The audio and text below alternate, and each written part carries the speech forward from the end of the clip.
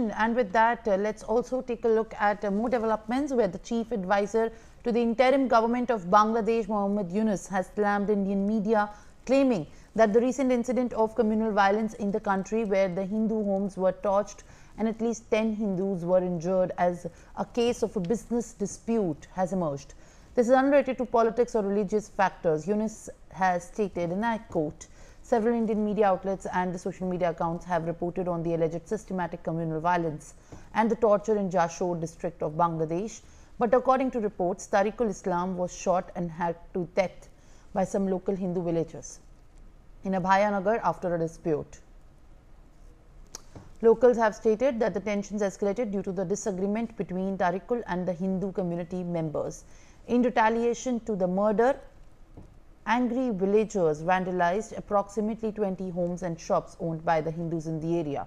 Yunus then went to say that while the attack on Hindu homes and shops is deeply regrettable, it was driven by anger and retaliation over the brutal killing by some Hindu villagers, rather than targeted communal hostility, deflecting from the allegations of targeted hostilities and prosecution of minorities.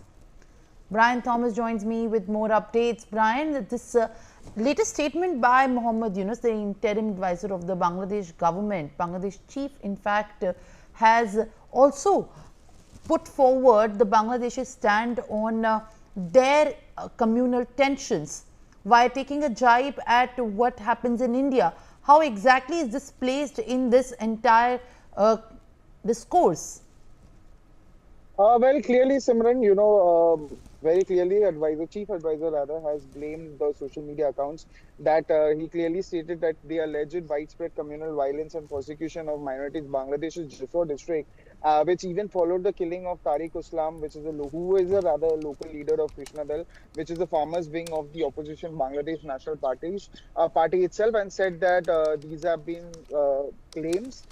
False claims that have been given by social media accounts. However, he even said that BBC investigators had indicated that the incident stemmed from a personal dispute rather than a religious tension. And clearly also, this is what the chief advisor, Mohammed Yunus, says, that according to their report, Tariq Islam was shot and hacked to death by a group of local Hindu villagers in Abhayanagar, Upazila's Daher's Masiati village, which is in Bangladesh itself, reportedly over a disagreement related to a fish enclosure. And there were, and again, this is all mentioned in the report that was posted by BBC, and then it was again further corroborated by Mohammed Yunus as well. And it also said that it was rooted by a business dispute between both Tariqul and members of the Hindu community, and in response to the killing, the enraged local residents launched retaliatory attacks, vandalizing nearly 20 homes and shops belonging to Hindus.